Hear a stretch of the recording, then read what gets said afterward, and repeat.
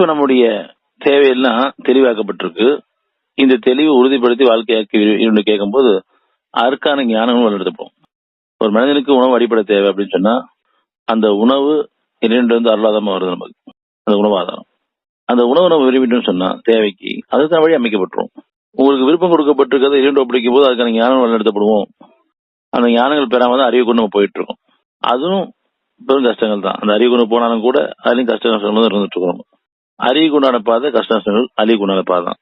கஷ்டங்களோட அறிவுக்குண்டான பாதை. அருளுக்கு உண்டான பாதை வந்து புதிய படைப்பை படைக்கூடிய பாதை, நமக்கு அமைக்கக்கூடிய பாதை. நம்மளும் புதிய படைப்பை படிச்சு நமக்கு பாதை அமைக்கப்படும், நமக்காக பாதை அமைக்கப்படும்.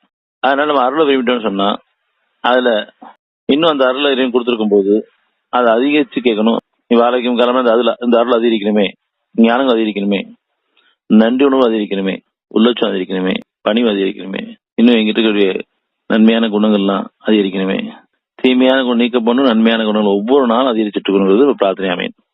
அப்படி நம்ம இரண்டு ஒப்படைக்கும் போது ஒவ்வொன்றும் எதெல்லாம் இரண்டு ஒப்படைக்கிறோமோ அதுக்கான ஞானங்களோடு நம்ம உயர்த்தப்பட்டே இருப்போம். இது இறைவனை நெருங்கக்கூடிய வழி. நம்ம பொருளை தான் நெருங்கிட்டு இருக்கோம், அதுல மனசு ஒருங்கிட்டு இருக்கோம், இறைவன் நேர தூரமா போயிட்டு இருக்கோம், மனசெல்லாம் பாரம் ஆயிட்டு இருக்கும்.